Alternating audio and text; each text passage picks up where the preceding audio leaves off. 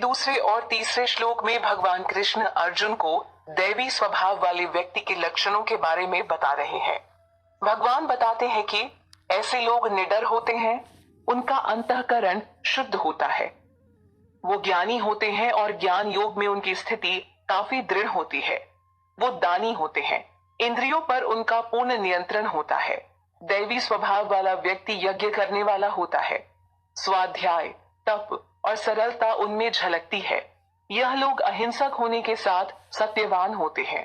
दैवी स्वभाव वाला व्यक्ति क्रोध नहीं करता, वो अपनी हर कामना का त्याग कर चुका होता है। पहले के अध्यायों में जैसे कि इस बात की पुष्टि हो चुकी है कि एक जीव की कभी ना पूर्ण होने वाली कामनाएं ही उसके बंधन का कारण है, तो ज्ञान योग में स्थित व्यक्ति अपनी कामना का त्याग कर देता है। क्रोध ना करने के कारण वो शांत स्वभाव वाला होता है, उसके अंतःकरण में चंचलता नहीं होती है, वो किसी की निंदा करने में कोई रुचि नहीं रखता, सबके प्रति उसके हृदय में दया भाव होता है, सांसारिक विषय भोगों में वो कोई रुचि नहीं रखता है, विनम्रता का गुण उसमें होता है। दैवी स्वभाव वाला व्यक्ति अनुचित कार्य करने से खुद को रोक लेता है।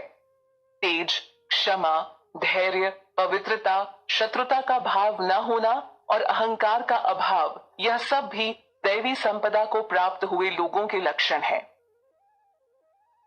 अब भगवान आसुरी स्वभाव वाले व्यक्ति के लक्षणों के बारे में बताते हैं।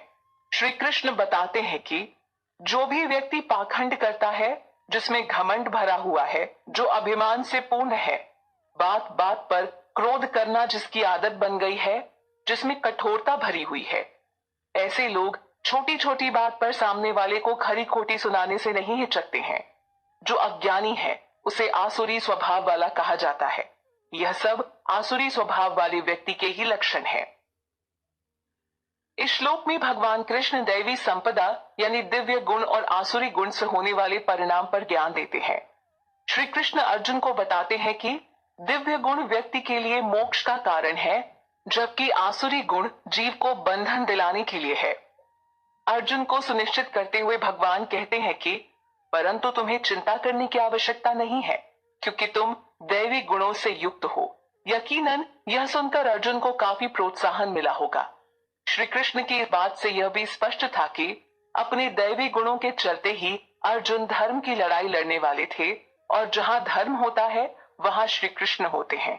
इसके विपरीत जहां अधर्म होता है वहां माया का साथ होता है, जिसका नाश करने के लिए भगवान उपस्थित हैं। यहाँ श्री कृष्ण अर्जुन को आसुरी स्वभाव वाले लोगों के बारे में बताते हैं। कृष्ण कहते हैं कि इस संसार में दो प्रकार के प्राणी हैं, एक दैवी और दूसरा आसुरी। दैवी गुण वाले प्राणियों के बारे में मैं तुम्हें पहले ही बता चुका हूँ। इस अध्याय के पहले, दूसरे और तीसरे श्लोक में भगवान कृष्ण अर्जुन को दैवी स्वभाव वाले व्यक्ति के लक्षणों के बारे में बता चुके हैं। इस संदर्भ में अगर अध्याय 5 को याद किया जाए तो उसमें कृष्ण ने एक सच्चे सन्यासी के गुणों के बारे में बताया था। उस सन्यासी में इन दैवी गुणों को देखा जा सकता है। दैवी गुण उन लोगों में नजर आते हैं जो शास्त्रों के बताए अनुसार अपने नियमित कर्म करते हैं, जिससे उनमें दैवी गुण विकसित हो जाते हैं। जबकि जो अपनी मनमानी करता है और शास्त्रों के नियमों का उल्लंघन करता है, उसमें आसुरी गुण विकसित हो जाते हैं। इस बात को आप ऐसे भी समझ सकते हैं कि भगवान कृष्ण का अंश होने के नाते सभी प्राणियों में अच्छे गुण होते हैं, लेकिन भौतिक जगत के संपर्क में आने और मन में उसके प्रति आसक्ति पैदा कर लेने से जीव में आसुरी गुण भी आ जाते हैं।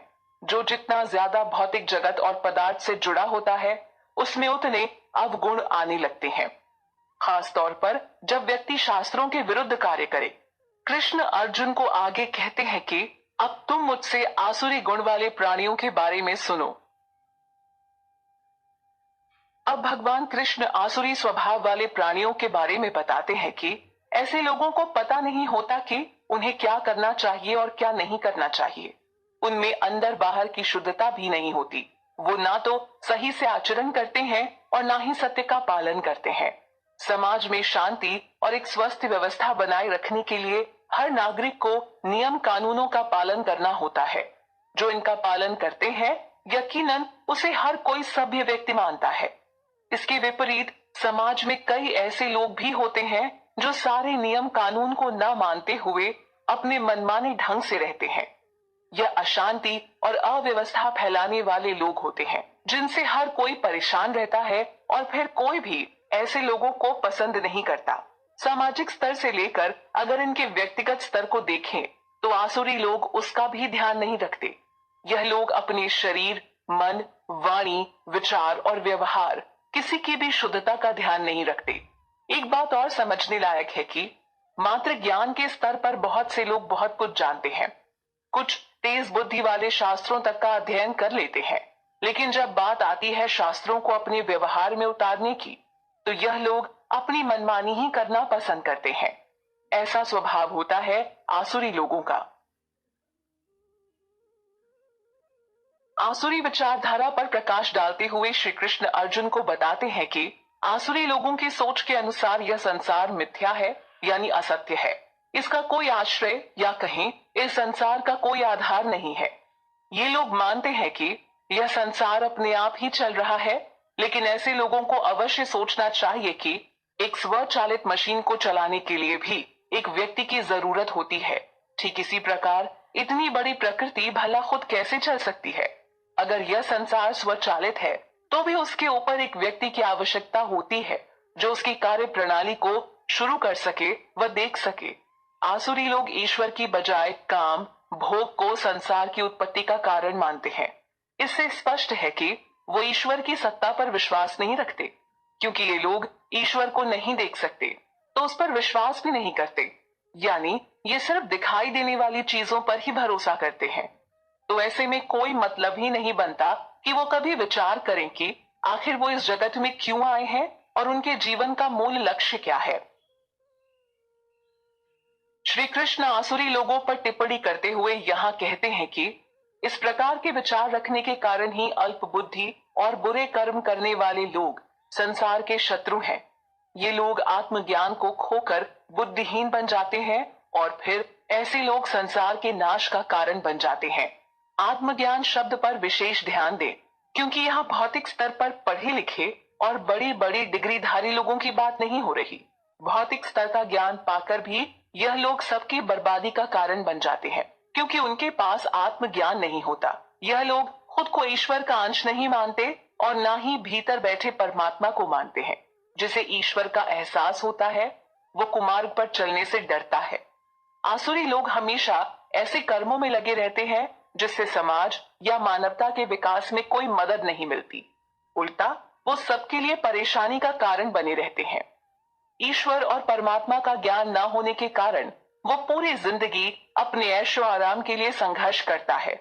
अपनी सुविधा व आराम के लिए वो बड़ी चालाकी से दूसरों को परेशानी में डाल देते हैं। यह व्यवहार उसकी बुद्धिहीनता का प्रमाण है और इस प्रकार वो समाज के लिए शत्रु बन जाता है। आसुरी लोगों का हर कार्य खुद की खुशी व संतुष्टि के लिए ही होता है। भगवान कृष्ण द्वारा एक विशेष बात पर बल दिया गया है जिसे हम सब जानते हैं, लेकिन उस पर अमल नहीं करते हैं। भगवान कृष्ण स्पष्ट बताते हैं और बता चुके हैं कि जीव की इच्छाओं का कोई अंत नहीं है। एक के बाद एक वो आती जाती रहती हैं, जिनको पूरा करने के कारण व्यक्ति अपने असली उद्देश्य से भटक जाता है। असली उद्देश्य है परमात्मा को समझना। यहाँ कृष्ण अर्जुन को बताते हैं कि आसुरी जीव कभी ना पूरी होने वाली कामनाओं का आश्रय लेकर दंभ यानी पाखंड और मिथ्या अभिमान में चूर होकर मोहवश भ्रष्ट कार्यों में लगे रहते हैं। यह लोग गलत सिद्धांतों को अपना मूल मंत्र बनाकर उसके अनुसार ही कर्म करते हैं। इन लोगों की रुचि सिर्फ भौतिक विषय वस्तुओं के भोग में होती है। अपनी इच्छाओं को पूरा करने के लिए यह आसुरी लोग यह नहीं सोचते कि वो सही मार्ग पर चल रहे हैं या फिर गलत मार्ग पर चलकर उनकी पूर्ति कर रहे हैं। उन्हें बस अपनी इच्छा पूरी करने से मतलब होता है। अपने लक्ष्य को प्राप्त कर वो फिर झूठे अभिमान से भर जाते हैं। यहाँ भगवान कृष्ण अर्जुन को जो बात कह रहे हैं उसे जानकर कलयुग में हर कोई उससे जुड़ाव महसूस करेगा, क्योंकि आज के समय में एक बड़ी तादाद में लोग भौतिक विषयों को ही अपना मुख्य लक्ष्य मानते हैं। भगवान कृष्ण आसुरी लोगों के विचार के बारे में बताते हैं कि ऐसे लोग कितना भी जमा कर लें, लेकिन उन्हें हमेशा कमी ही महसूस होती है। ये लोग इंद्रिय तृप्ति के लिए अवैध तरीके से धन जमा करना भी बुरा नहीं समझते, परंतु फिर भी ये हमेशा असंतुष्ट ही रहते हैं। असंतुष्टि का यह भाव ही उन्हें मरने तक चिंता से घेरे रहता है। उन्हें लगता है कि एक ही तो जीवन मिला है, तो जितना मौज कर सकते हो करो। ये लोग आत्मा के स्वरूप से अनजान होकर ही ऐसा सोचते हैं। इस श्लोक में भगवान कृष्ण ने ऐसे आसुरी लोगों द्वारा धन संग्रह करने के सिद्धांत पर बात की है। कृष्ण बताते हैं कि आसुरी लोग न खत्म होने वाली अनेक इच्छाओं के जाल में बंधकर काम और क्रोध का शिकार बन जाते हैं। इस काम और क्रोध में लीन होकर वो गलत तरीके से धन जमा करने में लग जाते हैं। भौतिक जीवन में सुख पाने की उम्मीद से वो अपनी हर इच्छा को पूरा करने का सपना देखता है। उसे लगता है कि अय्याशी जीवन में ही असली सुख व आनंद है। इस अय्याशी जीवन का सपना पूरा करने के लिए बस फिर वो धन जमा करने में लग जाता है। सही तरीके से धन नहीं मिलता तो वो गलत तरीके से पैसा कमाने लगता है। कलयुग में लोगों के लिए पैसों की ताकत ही सबसे ऊपर है। अब आप सोचेंगे कि जीवन निर्वाह और अच्छे व आरामदायक जीवन की कामना भला किसी नहीं होती। यकीनन दैवी विचारधारा वाला व्यक्ति भी चाहेगा कि उसका जीवन भी अच्छे से चले, लेकिन वो अपने हर कर्म को करते हुए भौतिक विषयों के प्रति आसक्ति नहीं रखता। यही अंतर है दोनों में। आसुरी विचार वाला व्यक्ति इच्छा की पूर्ति नहीं होने पर अवसाद तक की स्थिति में चला जाता है, लेकिन भगवान कृष्ण की भक्ति में डूबा व दैवी स्वभाव वाला व्यक्ति इच्छा की पूर्ति न होने पर पागल नहीं होता और न ही अपने मूल लक्ष्य से विचलित होता है। वैसे आसुरी व्यक्ति को यह विचार तब तक ही अच्छा लगता है जब तक वो भौतिक स्तर पर है। आत्मज्ञान हो जाने के बाद वो भौतिक विषयों के भोग से ऊपर उठने लगता है। श्लोक संख्या 13, 14 और 15 में भगवान कृष्ण आसुरी स्वभाव वाले व्यक्ति के विचारों को अर्जुन के सामने प्रस्तुत करते हैं। भगवान बताते हैं कि आखिर वो लोग कैसे सोचते हैं। आसुरी लोग हमेशा यह सोचते हैं कि आज मेरे पास इतना धन है और आगे भी मैं अपनी योजना से और धन कमाऊंगा और अपने मनोरथ को पूरा करूंगा। आज मेरे पास इतना धन है जो भविष्य में बढ़कर और अधिक हो जाएगा। ऐसा व्यक्ति अपने किसी शत्रु को मारने के बाद सोचता है कि मैंने अपने शत्रु को मार दिया है और अब मैं अपने बाकी शत्रुओं को भी मार डालूंगा। यह लोग खुद को ही भगवान व भोगी मानते हैं और सोचते हैं कि मैं सिद्ध पुरुष हूँ, मैं बलवान हूँ और सुखी हूँ, मैं सबसे धनी हूँ और ऊंचे कुल में जन्मा हूँ।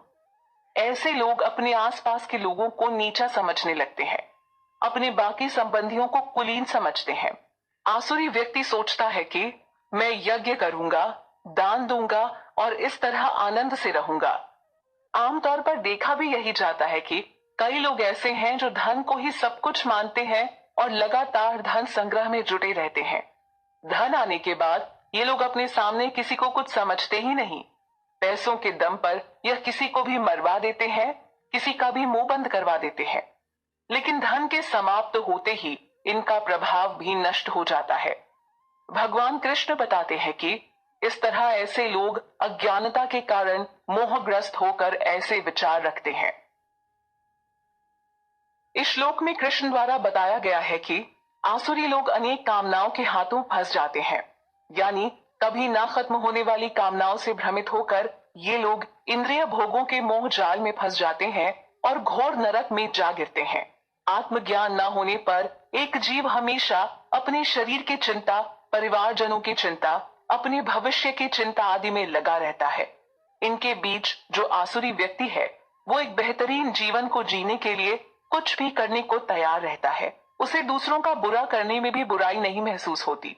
आसुरी व्यक्ति सिर्फ अपने स्वार्थ और मांगों को देखता है। गलत तरीके से वो धन अर्जित करता है और हमेशा अमीर बने रहने का सपना देखता है। फिर न उसकी योजनाओं की कोई सीमा रह जाती है और न उसके लालच की। यह लोग कर्म के नियम यानी लॉ ऑफ कर्मा को नहीं मानते और न ही भगवान पर विश्वास रखते हैं। आसुरी लोग वेद, पुराण व शास्त्रों की बातों का पालन करना भी जरूरी नहीं समझते। धन के बल पर यह लोग खुद को ही भगवान मानते हैं।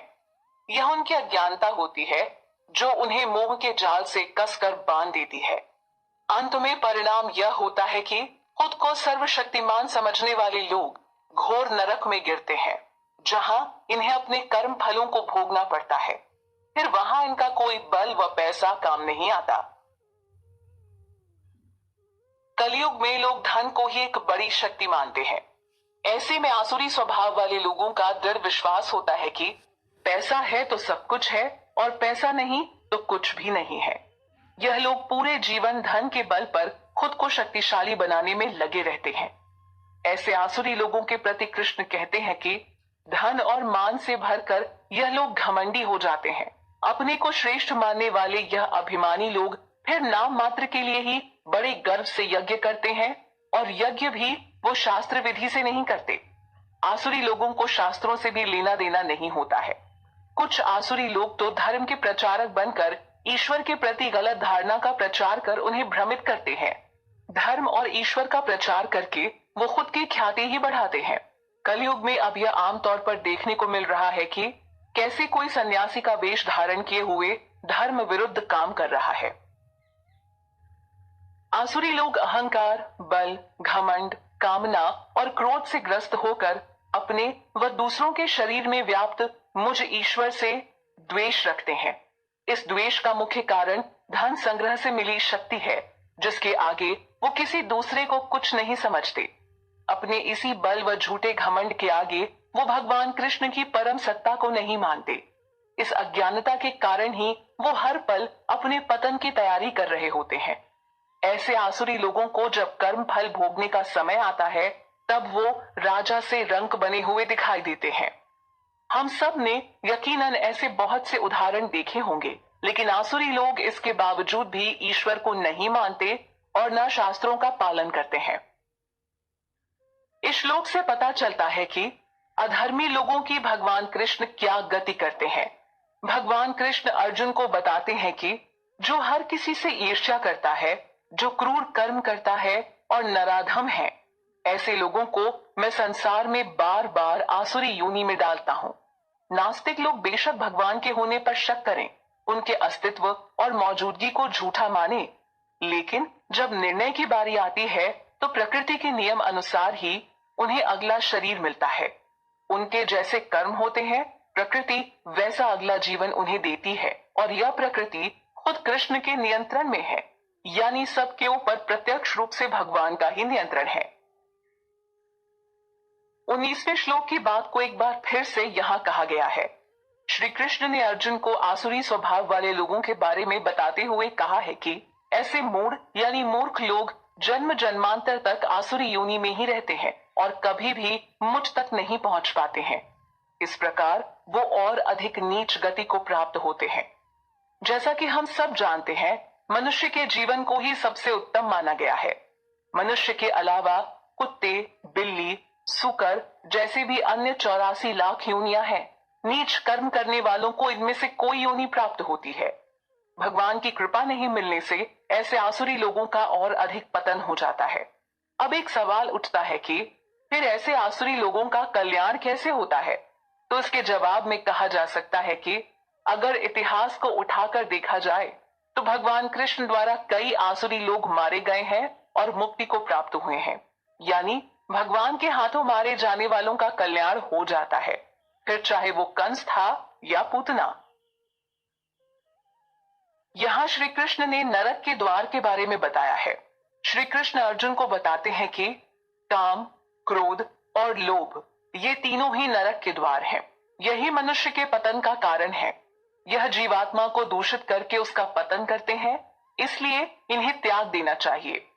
अध्याय 2 के श्लोक संख्या 62 और 63 में भी कृष्ण ने मनुष्य के पतन का क्रम समझाया था। भगवान ने बताया था कि मन जब विषयों पर बार बार चिंतन करता है तो उसके मन में काम भाव उत्पन्न हो जाता है।